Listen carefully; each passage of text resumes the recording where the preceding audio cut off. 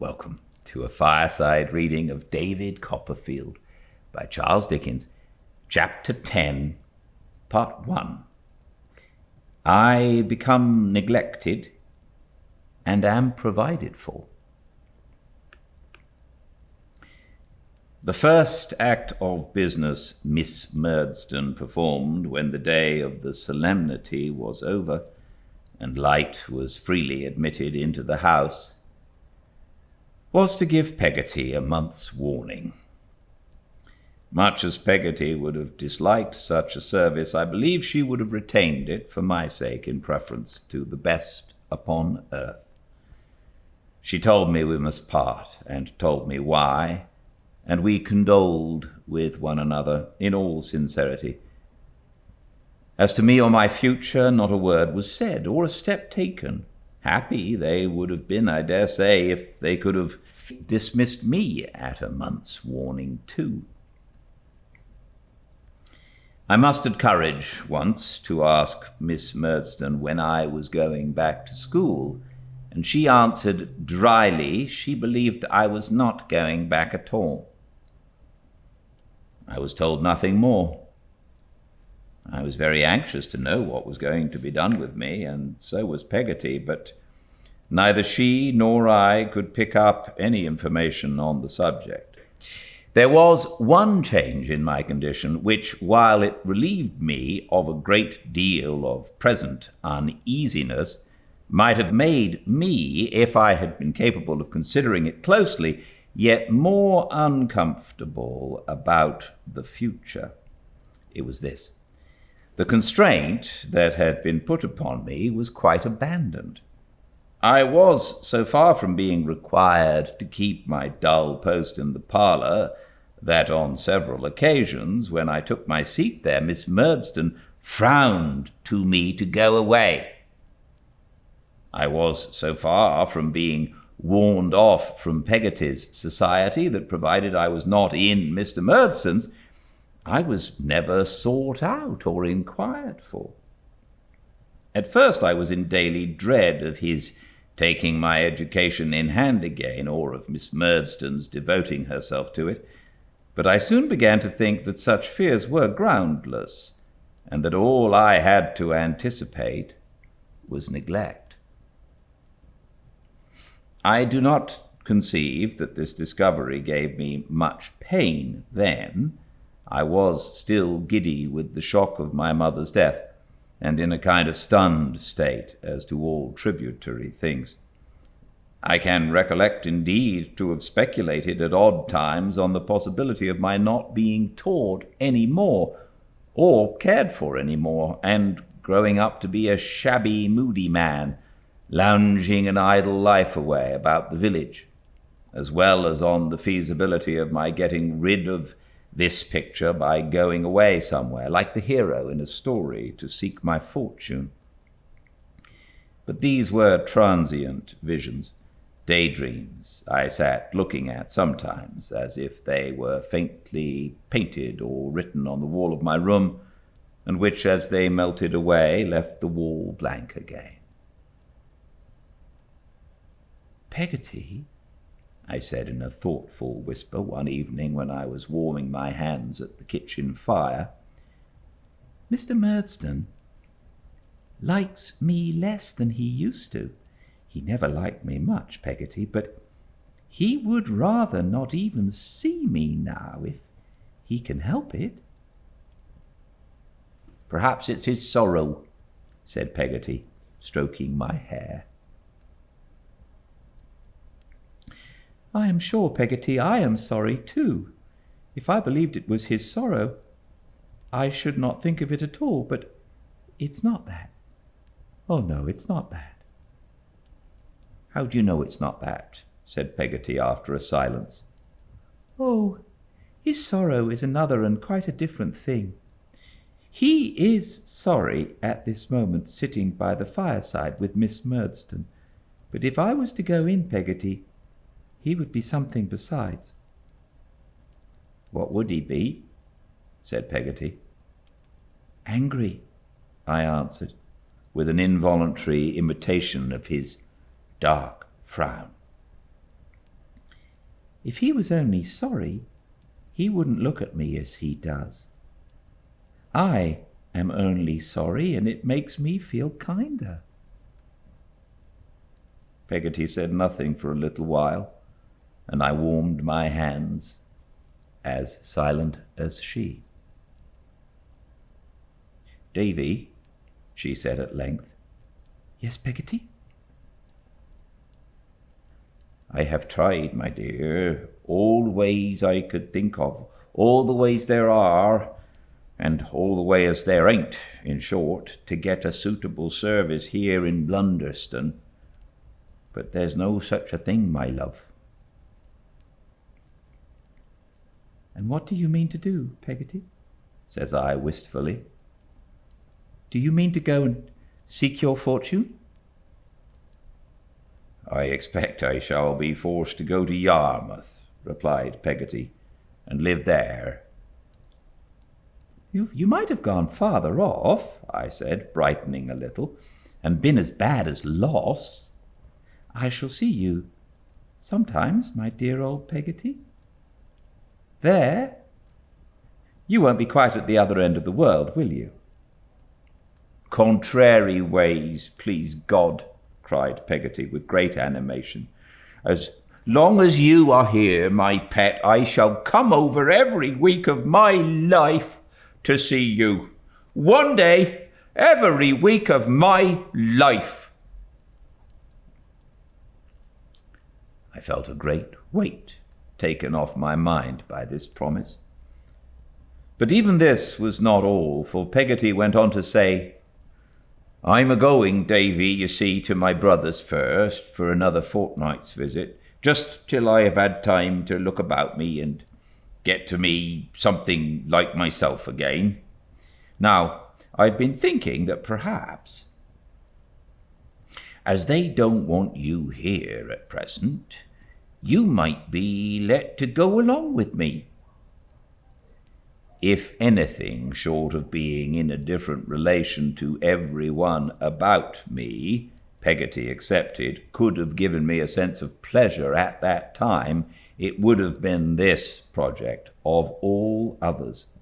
The idea of being again surrounded by those honest faces, shining welcome on me, of renewing the peacefulness of the sweet Sunday morning when the bells were ringing, the stones dropping in the water and the shadowy ships breaking through the mist, of roaming up and down with little Emily, telling her my troubles and finding charms against them in the shells and pebbles on the beach, made a calm in my heart. It was ruffled next moment, to be sure, by a doubt of Miss Murdstone's giving her consent, but even that was set at rest soon, for she came out to take an evening grope in the store closet while we were yet in conversation, and Peggotty, with a boldness that amazed me, broached the topic on the spot.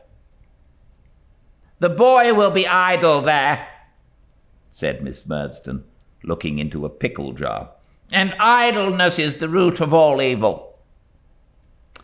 But, to be sure, he would be idle here, or anywhere, in my opinion." Peggotty had an angry answer ready, I could see, but she swallowed it for my sake and remained silent. "Humph!" said Miss Murdstone, still keeping her eye on the pickles. "It is of more importance than anything else. It is of paramount importance that my brother should not be disturbed or made uncomfortable. I suppose I had better say yes." I thanked her, without making any demonstration of joy, lest it should induce her to withdraw her assent, nor could I help thinking this a prudent course, since she looked at me out of the pickle jar with as great an access of sourness as if her black eyes had absorbed its contents. However, the permission was given and was never retracted, for when the month was out, Peggotty and I were ready to depart. Mr. Barkis came into the house for Peggotty's boxes. I had never known him to pass the garden gate before, but on this occasion he came into the house. And he gave me a look as he shouldered the largest box and went out, which I thought had meaning in it, if meaning could ever be said to find its way into Mr. Barkis's visage. Peggotty was naturally in low spirits at leaving what had been her home so many years, and where the two strong attachments of her life, for my mother and myself, had been formed. She had been walking in the churchyard too very early, and she got into the cart and sat in it with her handkerchief at her eyes. So long as she remained in this condition, Mr. Barkis gave no sign of life whatever. He sat in his usual place and attitude like a great stuffed figure. But when she began to look about her and to speak to me, he nodded his head and grinned several times. I have not the least notion at whom or what he meant by it. "It is a beautiful day, Mr. Barkis," I said, as an act of politeness. "It ain't bad," said Mr. Barkis, who generally qualified his speech and rarely committed himself. "Peggotty is quite comfortable now, Mr. Barkis," I remarked for his satisfaction. "Is she, though?" said Mr. Barkis. After reflecting about it with a sagacious air, Mr. Barkis eyed her and said, "Are you pretty comfortable?" Peggotty laughed and answered in the affirmative. "But really and truly, you know, are you?" growled Mr. Barkis, sliding nearer to her on the seat and nudging her with his elbow. "Are you? Really and truly pretty comfortable? Are you, eh?" At each of these inquiries, Mr. Barkis shuffled nearer to her and gave her another nudge, so that at last we were all crowded together in the left-hand corner of the cart, and I was so squeezed that I could hardly bear it. Peggotty calling his attention to my sufferings, Mr. Barkis gave me a little more room at once and got away by degrees. But I could not help observing that he seemed to think he had hit upon a wonderful expedient for expressing himself in a neat, agreeable, and pointed manner without the inconvenience of inventing conversation. He manifestly chuckled over it for some time. By and by he turned to Peggotty again, and repeating, "Are you pretty comfortable, though?" bore down upon us as before until the breath was nearly edged out of my body. By and by he made another descent upon us with the same inquiry and the same result. At length I got up whenever I saw him coming, and standing on the footboard pretended to look at the prospect, after which I did very well. He was so polite as to stop at a public house expressly on our account and entertain us with broiled mutton and beer. Even when Peggotty was in the act of drinking, he was seized with one of those approaches and almost choked her. But as we drew nearer to the end of our journey, he had more to do and less time for gallantry. And when we got on Yarmouth pavement, we were all too much shaken and jolted, I apprehend, to have any leisure for anything else. Mr. Peggotty and Ham waited for us at the old place. They received me and Peggotty in an affectionate manner and shook hands with Mr. Barkis, who, with his hat on the very back of his head and a shame-faced leer upon his countenance and pervading his very legs, presented but a vacant appearance, I thought. They each took one of Peggotty's trunks and were going away when Mr. Barkis solemnly made a sign to me with his forefinger to come under an archway. I say, growled Mr. Barkis, it was all right. I looked up into his face and answered, with an attempt to be very profound, "Oh." "It didn't come to an end there," said Mr. Barkis, nodding confidentially. "It was all right." Again I answered, "Oh." "You know who was willing," said my friend. "That was Barkis, and Barkis only." I nodded assent. "It's all right," said Mr. Barkis, shaking hands. "I'm a friend of yourn. You made it all right first. It's all right." In his attempts to be particularly lucid, Mr. Barkis was so extremely mysterious that I might have stood looking in his face for an hour and most assuredly should have got as much information out of it as out of the face of a clock that had stopped, but for Peggotty's calling me away. As we were going along, she asked me what he had said, and I told her he had said it was all right.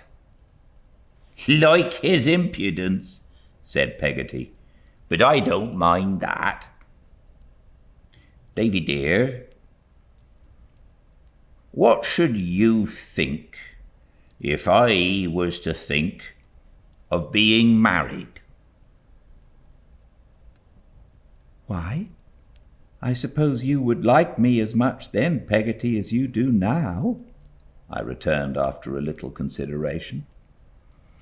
Greatly to the astonishment of the passengers in the street, as well as to her relations going on before, the good soul was obliged to stop and embrace me on the spot with so many protestations of her unalterable love. "Tell me what you should say, darling," she asked again when this was over and we were walking on. "If you were thinking of being married to Mr. Barkis, Peggotty?" "Yes," said Peggotty. "I should think it would be a very good thing. For then, you know, Peggotty, you would always have the horse and cart to bring you over to see me, and could come for nothing and be sure of coming." "The sense of the dear!" cried Peggotty.